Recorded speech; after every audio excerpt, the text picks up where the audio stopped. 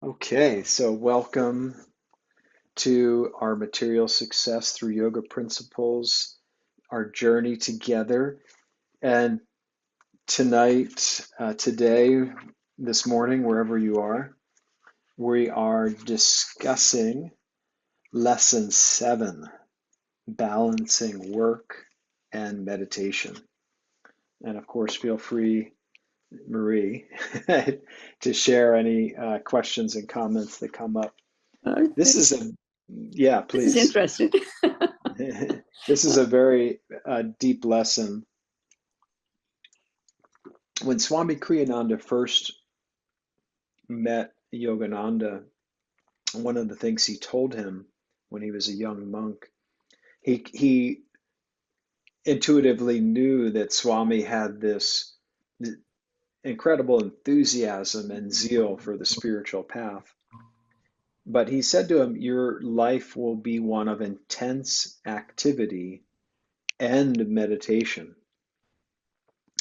In fact, at one point, a number of times, actually, Yogananda said to Swami Kriyananda, "You have a great work to do." And there was another time that Rajasi Janakananda, again, Paramahansa Yogananda's most advanced disciple, James Lin, he gave him the spiritual name Rajasi Janakananda. Rajasi said to young Swami Kriyananda at that time, he said, you have a great work to do, and Master will give you the strength to do it. Now, why is this important? Well, it's only important in the example that Swami set for us as householder yogis. Uh, Remember, autobiography of a yogi.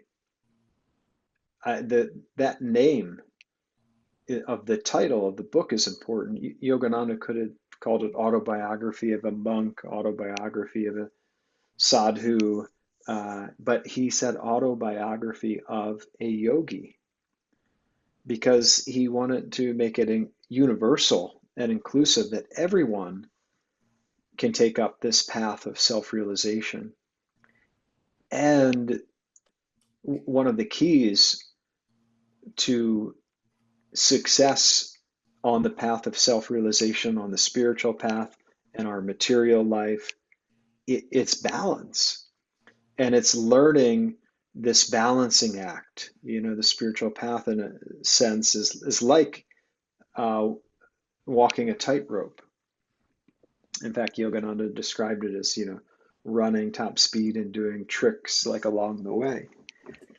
So, what is it that we have to balance? Well, if we meditate all the time, if we were just to meditate, we would become eventually physically lazy and then ultimately mentally lazy.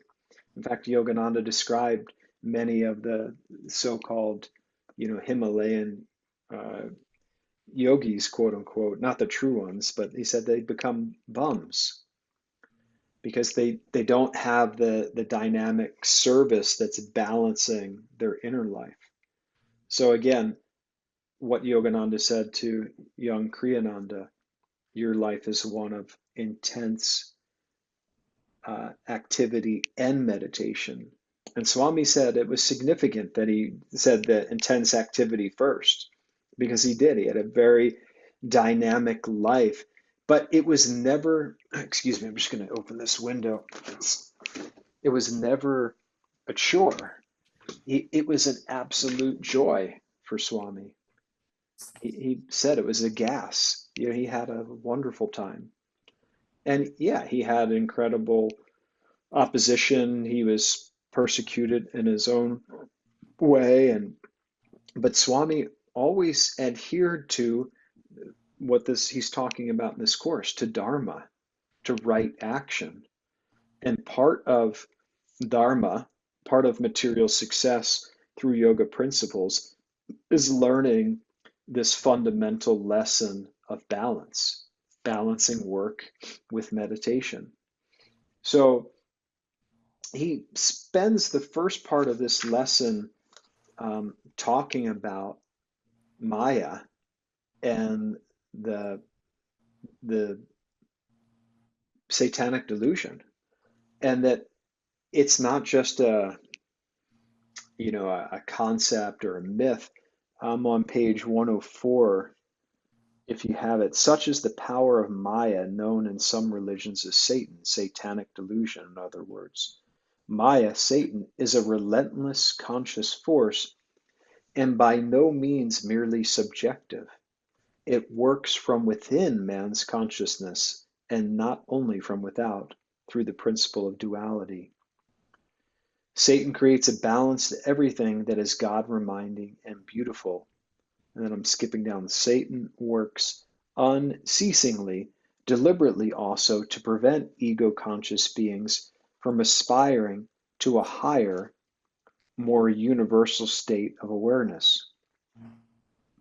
And then I'm jumping forward. He says at the top of 104, bottom of that paragraph, the secret of a truly successful life is to be centered in the self, not reacting outwardly with ego-incited emotions. Only to the extent that one is inwardly centered is his success assured permanence.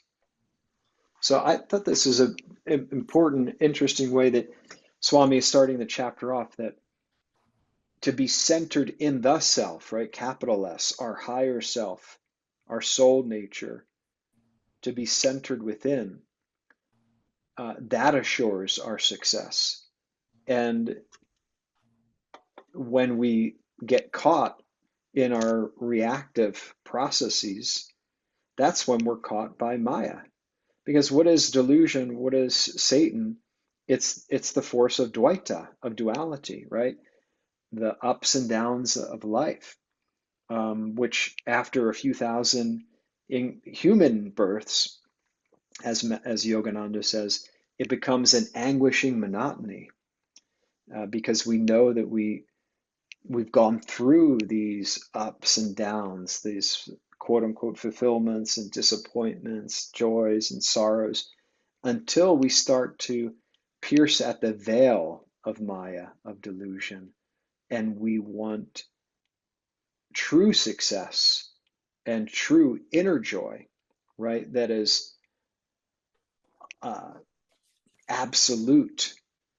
There's a realm of divine joy, right? That is what we want. Sat Chit Ananda, ever existing, ever conscious, ever new joy. That's what we're really after. Um, the higher purpose of these lessons is to help you see that material success is only a stepping stone to perfection. From a yogic point of view, every kind of success is a good thing, for the qualities that bring material success bring also divine enlightenment. Qualities that produce material failure, on the other hand, produce also spiritual failure. This is a very important point. People that say, well, I don't want to deal with worldly success, I want to be spiritual, are missing the point. It's when we can be successful outwardly, those qualities that led to that outward success, the concentration, the uplifted energy, the perseverance, the determination, the creativity, the inspiration, the joy, all those qualities we apply to our spiritual life, and they'll lead to spiritual success. Remember Ramjasi Janakananda, that man I mentioned, James Lynn, he was a self-made millionaire. He was a businessman, and oil and insurance and many different businesses. But he applied the success from his business to his spiritual life, and uh, he evolved quite quickly. And the point that Swami is making here is, this is on 105. Maya works super efficiently through the restless mind. When our thoughts lack a clear focus, they are incapable of exercising discrimination. We should not blame Satan for every mistake we make. We ourselves invite Maya's power into our lives to begin with by our openness to it.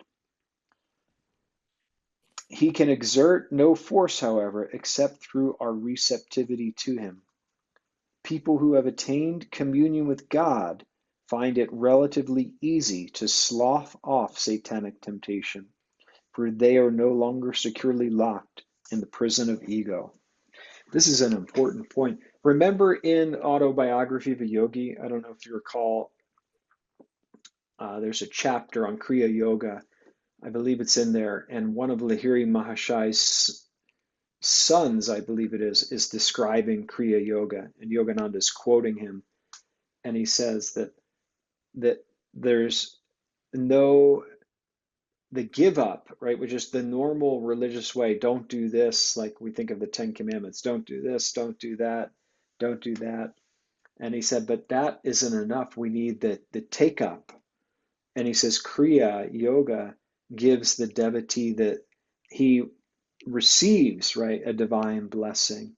So it's much easier to overcome temptation, delusion, when we're receiving a higher, a blessing from God, right, that's filling our heart. When we feel God communion, that's the greatest protection. Remember that chant, oh, desire, my great enemy is giving me lots of trouble, oh my Lord. That enemy I will deceive, remaining in the castle of peace, night and day in thy joy, oh my Lord. So it's in the joy of God that we find our fulfillment, we find true success, and we have our ultimate protection as well. And then Swami goes on, this is interesting. He talks about that what propels our desires, what keeps bottom of 105, what keeps stoking the engine's boiler with coal is the power of habit. Ego is the, to change the metaphor, is the engine that pulls a trainload of desires filled with passengers eagerly awaiting their journey's end and a shopping spree of pleasures and delights. What keeps stoking the engine's boiler with coal is the power of habit. Habits, both good and bad, influence people more than they realize. A man may claim, I'm free to do just what I please. He doesn't see in the very fact of being more pleased by one thing than another proof already that he is not free at all. Habit conditions his mind to pleasures and displeasures. Habit is his slave master. This is an important point to understand. Swami goes on to talk about it, that, habit in the Mahabharata, right, the ancient Indian epic, the Bhagavad Gita is just a small excerpt of the Mahabharata.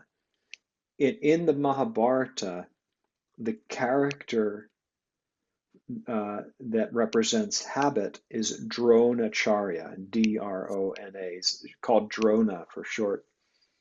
Acharya means teacher. And Drona is the Acharya, or the teacher, the guru, of both the Pandavas, the forces of light, and the Kauravas, the forces of darkness. So in other words, we have good habits and bad habits. The important thing is we want to develop good habits so that we invite the superconscious in, right? The superconscious light. That's what's really changing us.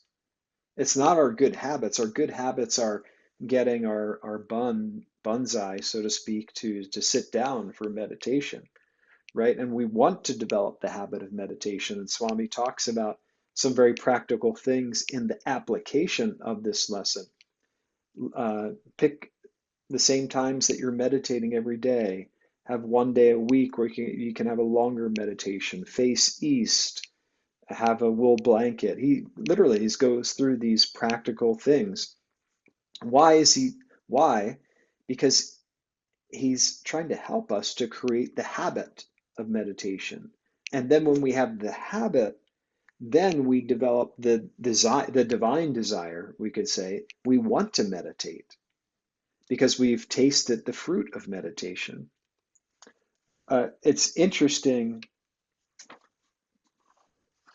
on page 106, it is the superconscious which actively guides the sincere devotee's life.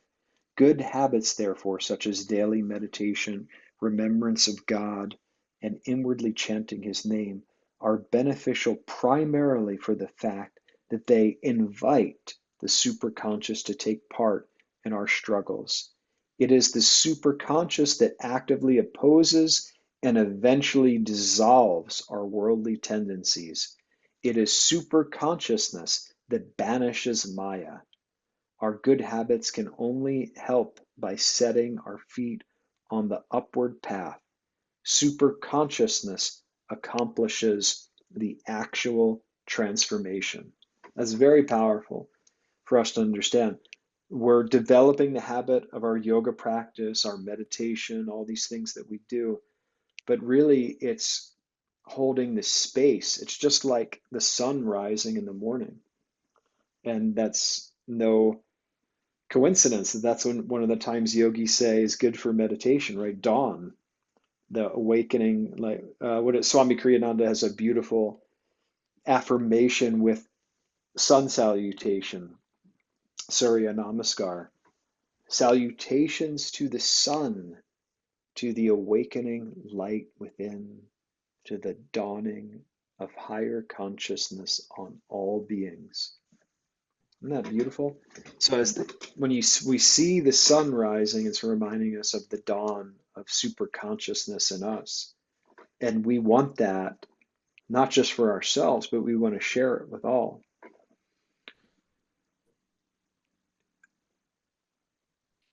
And then he goes on, he explains that in the Mahabharata, Drona, is slain.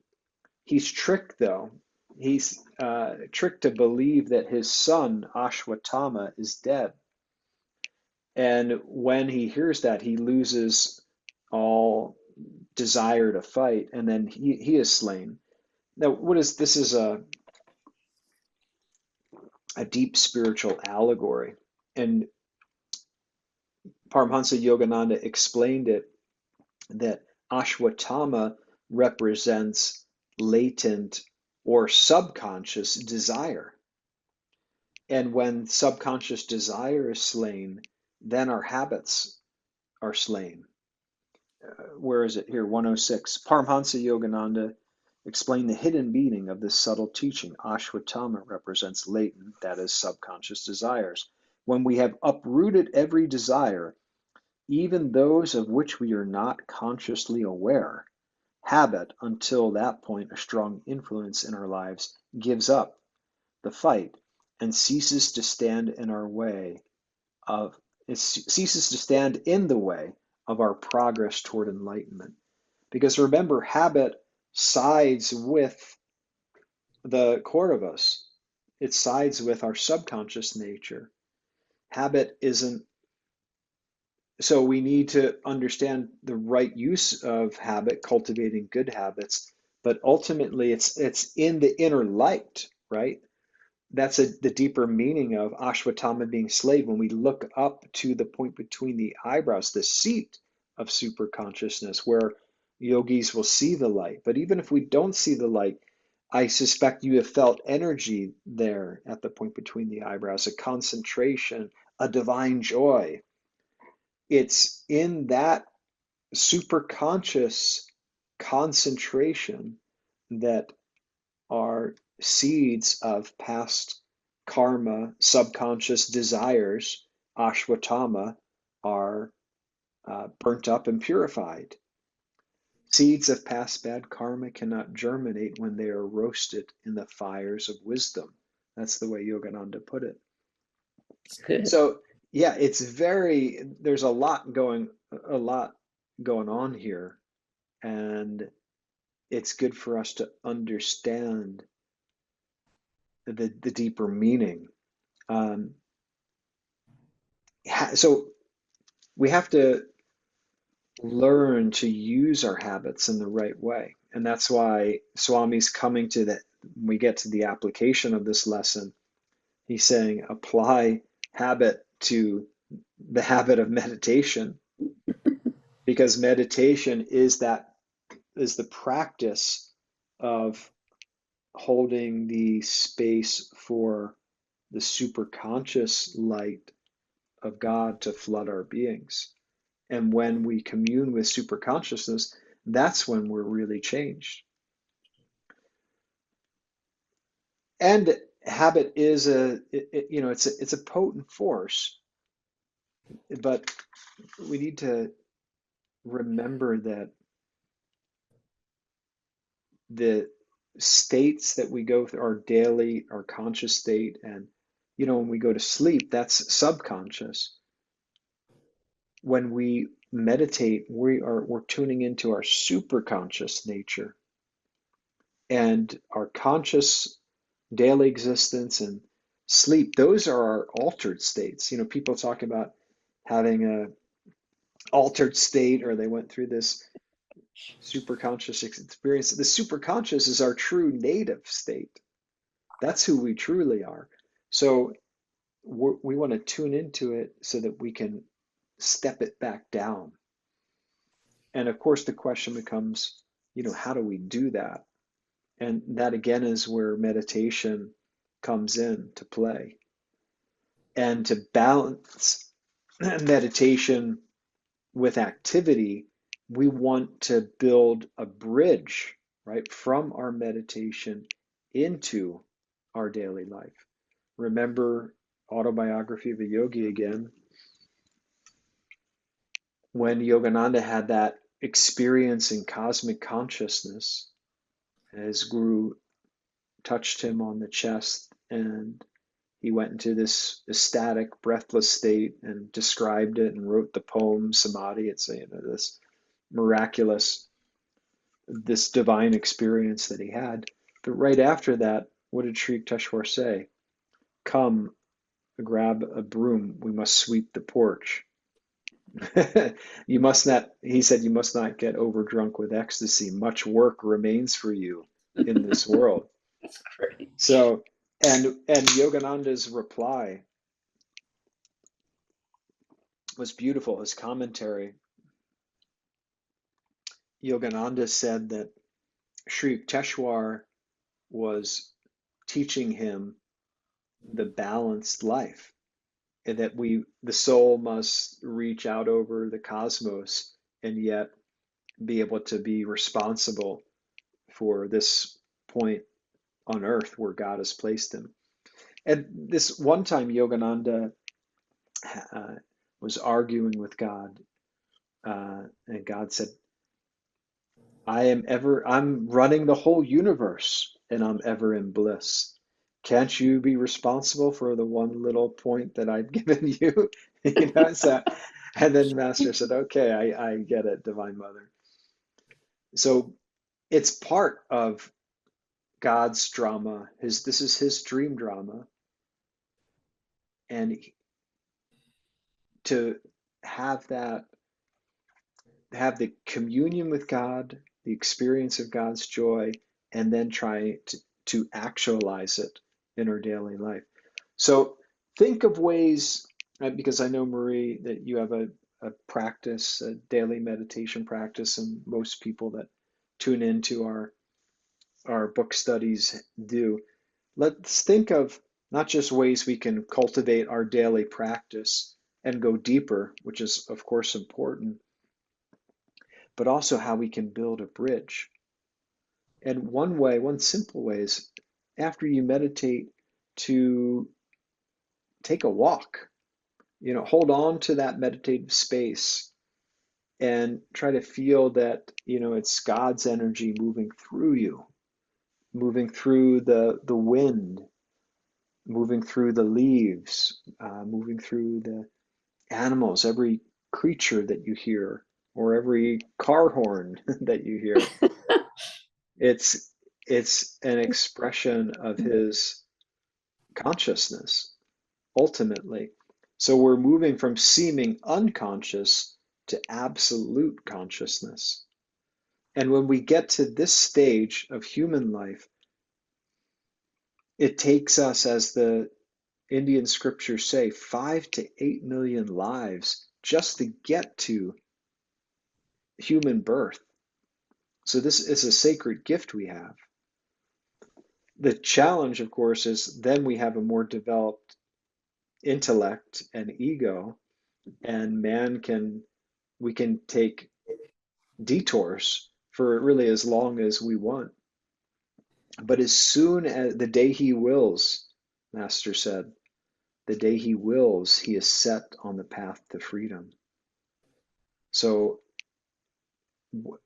when we apply um, our concentration, our willpower, our feeling nature, you see, that's part of balance, right? We're like a triune being, right? We have intelligence, we have feeling, we have willpower.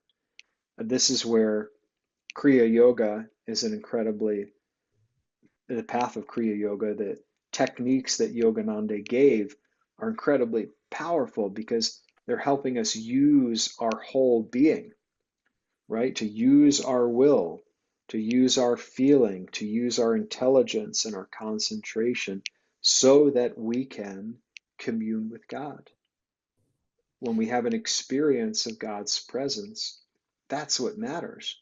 And then in our daily life, when we need assistance, all we need to do is then pause, center ourselves in the spine, lift our consciousness to the point between the eyebrows, and tune back in to that superconscious state, to remember it. Even Yogananda said to just the memory, to think of the memory of peace that you had in meditation. That helps as well. So when we tune back in to God's joy, remember that divine joy, that is God. That's Satchitananda. That's infinite consciousness. It's going to guide us in even in detail, whatever we need in our life. Remember, there was a story from the life of Yogananda, and this man asked him, "Well, how can like a God who created these vast cosmos? You know, if you look up at the sky at night, you see the stars. How could a God who created this vast, infinite universe care about me?" And Yogananda said, "This is a beautiful answer." He said, "Your conception of the infinite is too finite. God is also infinitesimal, meaning he reaches into the farthest depth of your own being, right? You know how he would say he's nearer than the near, dearest of the dear. He's closer than our own thoughts. As a saint once said, if you knew how much God loved you, you would die for joy. So there's part of God, this is like Divine Mother, we could say, that is not happy that we're in delusion. And she is constantly trying to draw us back. That's like Yogananda's book, The Whisper from Eternity, right? This is the subtle, divine invitation. But we have to open ourselves, right? We have two pulls, right? We have the pull from Maya and we have the divine magnet. And really, our our work, so to speak, is opening ourselves to the divine light and receiving that door of my heart open wide, I keep for thee, right? That beautiful Bengali chant that Yogananda translated. It's very simple. So to do that, though, that's where it, it being a platitude is not enough, right? Just chanting it outwardly, reading, of course, we're talking about it. That's why we need meditation, because meditation is the spiritual science for us to, it's like the science of loving God. Remember, there's the art and science of Raja Yoga. That was one of Swami Kriyananda's books, one of the the, one of the textbooks on the path of Kriya Yoga. There is the science of yoga, but if we don't balance science with art, right, it loses its efficacy. If it becomes just all, about technique, we can't get to God through technique alone. As Christ said, blessed are the pure in heart. And Swami Kriyananda described that beatitude of Jesus Christ in regards to Kriya Yoga. He said, Kriya Yoga cannot give us God, but it can help us give ourselves to Him. I always loved that. It was such a beautiful, simple nuance of the teaching, is that we have to, as Yogananda said to the monks just a few months before he left the body, you must individually make love to God, right? Don't make him, we don't want to fall into Yogananda-ism, Swami Kriyananda-ism, Ananda,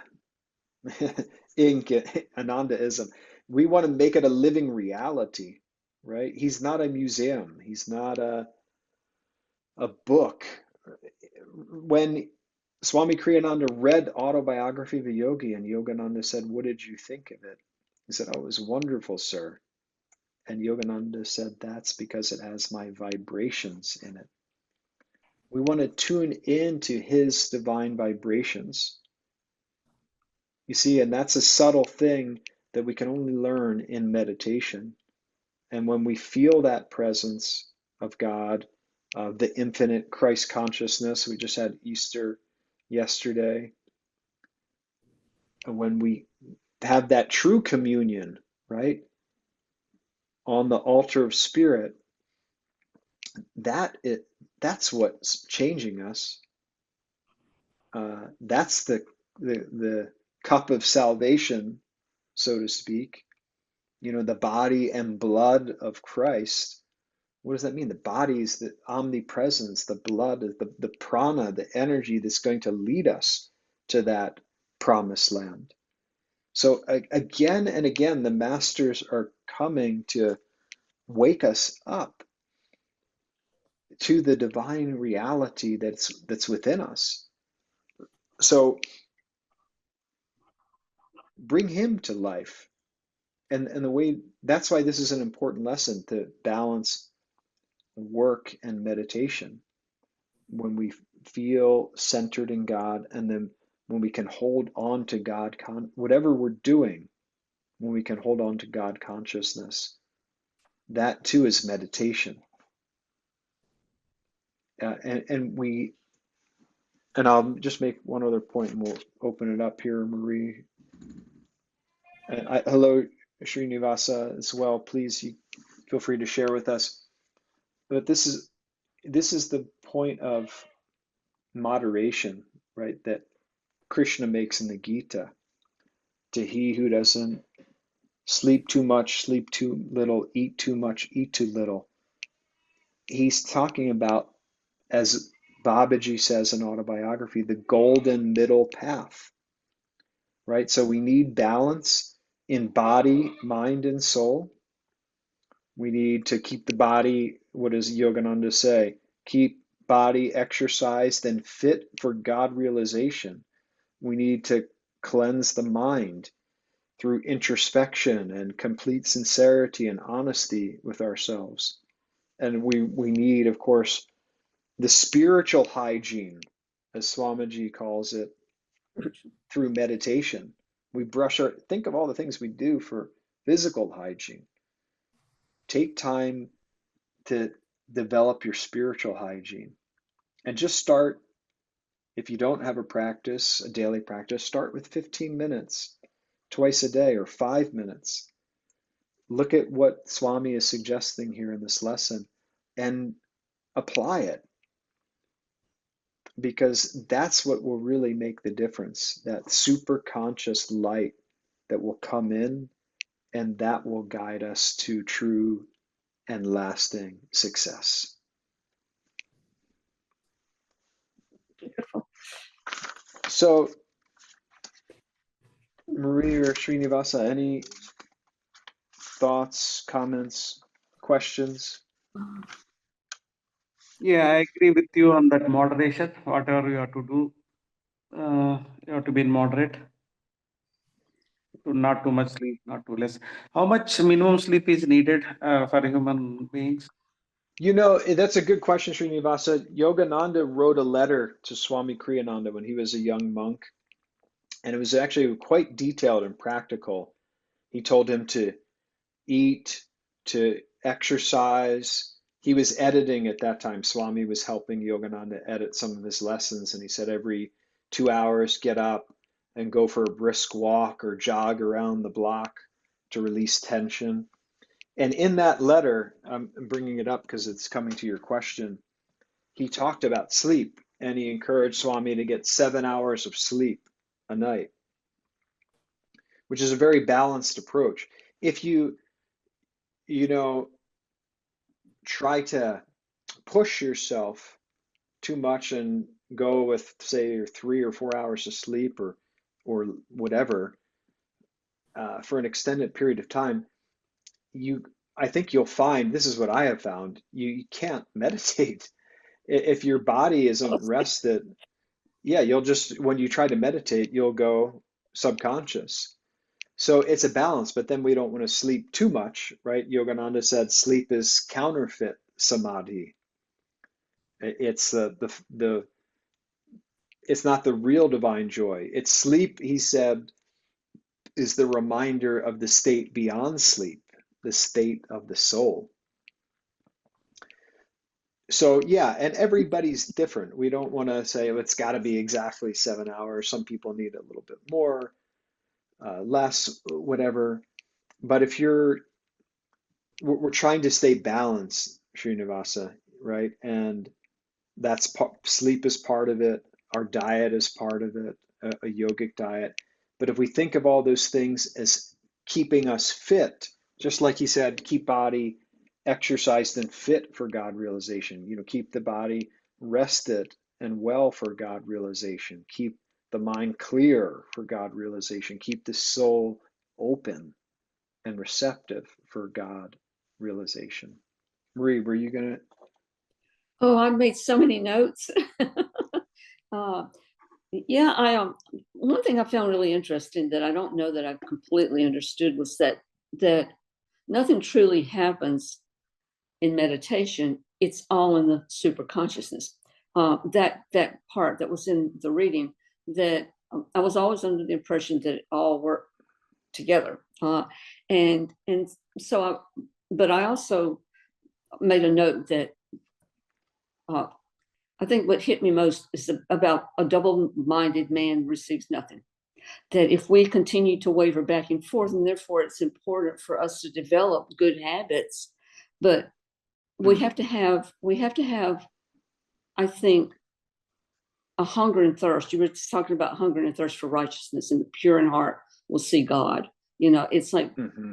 I think the most important thing for us, and I think this has come through some of Ananda's teachings too, in classes that we've gone to, is that, yeah, we can apply a lot of these lessons and we can listen to teachers, but it really comes down to the fact that we've got to love God and have a devotion and adoration for the fullness, to reach the supreme.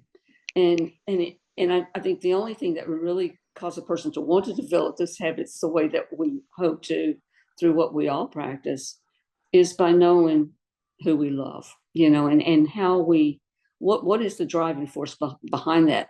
It can't be our ego, it can't be greed or selfishness. There has to be something greater than that to cause us to want to develop the right kind of habits. And so I think all through this, as you were talking, um, there was, just the it's a lot simpler than we want to make it. I think it really just comes down to really wanting to be pure and whole. So, and that's Yeah, success. yeah. Thank you for sharing that, Marie. You reminded me, in Autobiography of a Yogi, somewhere, I don't know exactly, but Yogananda, and maybe Sri Yukteswar describes God as this phrase that always stood out to me as the prime simplicity. And I think it was Sri Yukteswar maybe saying that prime simplicity. Actually, it may have been that conversation Yogananda had with the sadhu outside the Kali temple. Anyway, it doesn't matter, but he said the prime simplicity has become this the bewildering complexity, right? It's like you see, if we look only outwardly, we see it's bewildering. The world is like that saint said to Yogananda, That's what I was talking about with everything. mindedness. It's like we waver back and forth, and Yeah, we waver back and forth when we're looking through, when we're centered in the senses, when we're centered in our periphery. That's why Swami's saying, get centered in your spine, get centered in the self. God is simple, everything else is complex. That's what that saint said to Yogananda. So it's that, yeah, that simplicity, it, the, and just having that simple desire, like you were sharing, to want to be pure, to want to be whole, to want to unite with our maker. And nobody can give us that desire. But the beautiful thing is, Sri Yukteswar said, we can't take one step on the spiritual path without awakening the natural love of the heart. And what I think is beautiful about that is it's natural, right? That we have, it's a heavenly gift we have. It's our nature to love. And we have to start where we're at too, Marie. So uh, we're blessed. It's more blessed to give than receive. And Swami used to say, he took that saying of Christ because it's more blissful. So the more that we give, the more that we share, the more that we serve, we're actually serving our larger self. Because ultimately there is no difference, right, between you and me and Srinivasa. There's only one thing happening. There's only one show in town. It's consciousness. It's Sat Chit Anandam. I think And that's what I'm sorry, the whole journey down here is about, is going through the experiences, learning what's worth it, what's not, yeah, uh, and building our whole journey on the experiences that we have, and learning to refine them through the practice. This is why I love Kriya so much. There's a practice that we can have, constantly drawing our attention to that energy that draws us upward and into fullness. yeah, And so, in some ways, this is how I've come to appreciate sorrow and difficulty. It's been the greatest lessons I've ever had, to let go of blooming ego, and the bouncing to and fro, like I was saying a moment ago, double-mindedness. They were my greatest teachers all through life, and this life, but yeah. Thank you for sharing that. And the saints and the great masters give us the example when they're faced with suffering and sorrow, that they transcend it through uplifted consciousness, divine joy, and unity with God. We were celebrating Easter. Look at Jesus Christ being persecuted, being condemned, being crucified, and still, even on the cross, as Yogananda said, when he said, forgive them, for they know not what they do. He said that was Christ's greatest miracle because he had all the power of the universe. He could have, as the Bible said, released the legion of angels. He could have used divine power against those who were crucifying him, but he used compassion and forgiveness. And it's such a powerful teaching for us to transcend suffering and sorrow and persecution in the same way, through uplifted consciousness, through divine forgiveness, and through ultimately showering those same blessings onto others. Yeah, thank you. It's very powerful. So I find it I find it difficult sometimes to live by these principles in a world surrounded by people that don't understand it. Well, of course it's difficult. You know, there Yogananda says somewhere, I think it's in the Rubaiyat, he's asked this rhetorical question, just what you said, like, is it difficult to find out the ultimate meaning and purpose of life? And you think he's going to say no? It's like it's quite. He said, of course it is. It's a great drama, and Divine Mother is created this incredible drama, and that's again to your point of it's difficult when we're not surrounded by people. This is one of the reasons Yogananda said environment is stronger than willpower, That's right? why I He made 2 said, trips in 6 months. yeah, yeah, Yeah. But yeah, it is. You walk by these principles, and the world totally misunderstands it sometimes. They just don't get it. That success is so hmm different from the way that the world you give, most of the world wants to receive. They even look at it as being irresponsible, and yet at the same time you just live through it. It's okay, but you do surround yourself with, well, you meditate more and then you pray more, and you surround yourself with beauty, walk in nature. Thank God I live on a botanical garden. Walk out my door and go into it. So I do a lot of what you're talking about.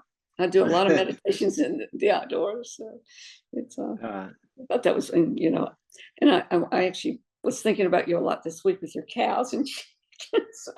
No, yeah, mine's rabbits and squirrels and owls. yeah.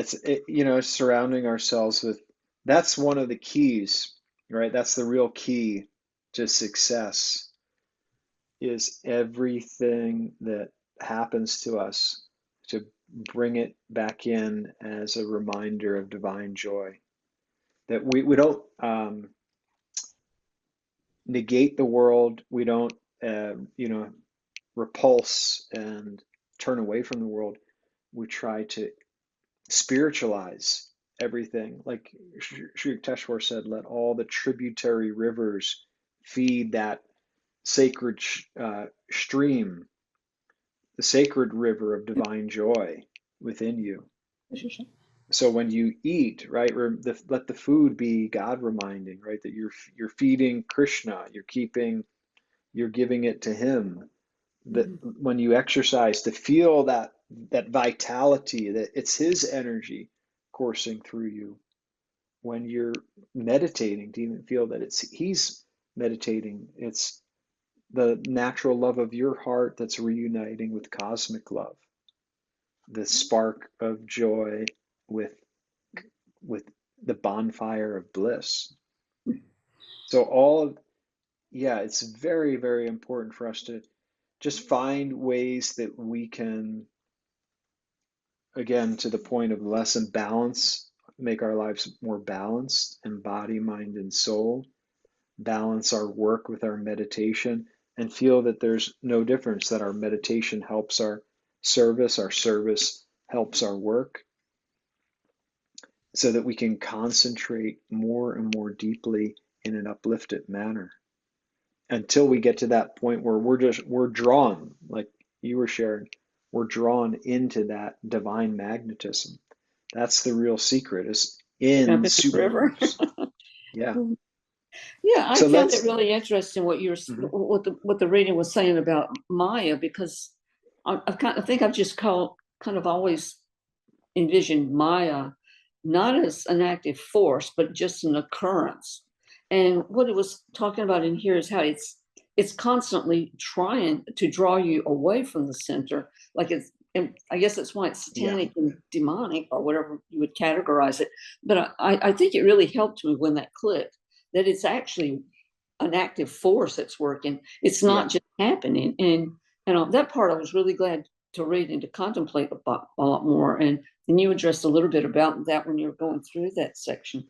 So that Yeah. part I found a little enlightening Yeah. to think about. I think it'll be helpful to envision it that way. Yeah, it is a conscious force, and we have the other superconscious force, That's right? And true. so that's why it comes down to habits that help open us to the divine influence, and so that we can just be filled more and more with that. And then that's what protects us and strengthens us against Maya, is we're living in the light of God. It's a So seeking the kingdom of God first, right? yeah, yeah, it's very simple. You know, we're almost at time, but I wanted us to close with the meditation. I'm going to play Swami Kriyananda. So I invite you to close your eyes, take a double inhale, relax. Take a few conscious breaths, feel in your heart.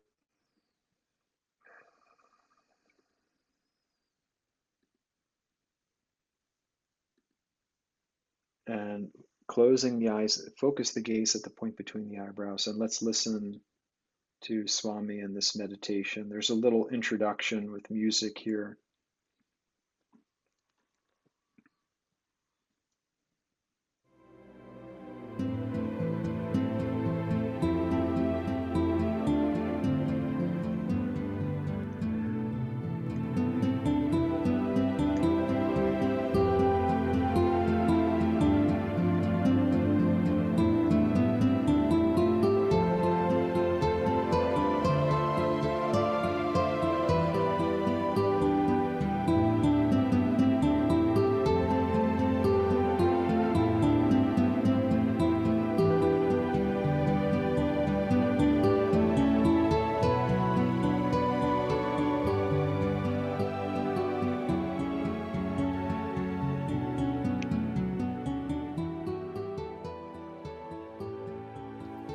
Meditation. While sitting still, visualize a candle flame burning without a flicker in your heart. Imagine darkness around it and watch the light gradually expand outwardly in all directions, transforming that darkness into light. Watch the light now filling your body, then filling your mind. Body, mind, thoughts, and feelings bathe all in that calm light. Visualize in those light rays now a vibration of joy. You are that calm light, that calm feeling, that calm awareness of inner joy. Delight inwardly and outwardly in your inner peace. If you have time for longer practice, visualize the light expanding outward in all directions to infinity. That light is your own self.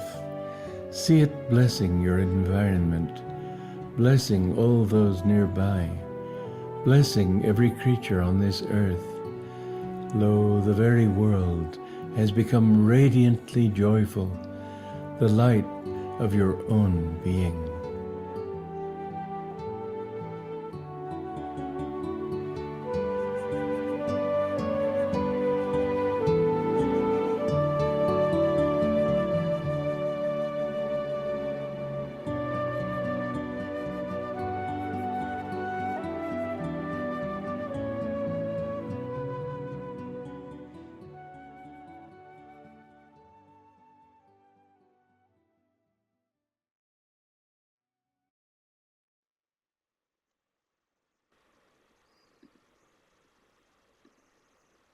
And let's close affirming mentally, I am light, ever calm, ever perfect.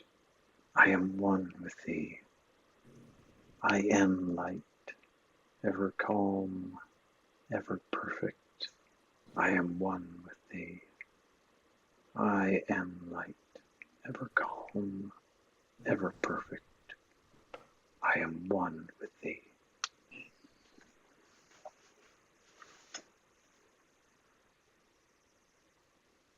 And let's send out 3 ohms, blessing the whole world. Blessings to Pope Francis on his passing into the light. All souls indeed everywhere. Om.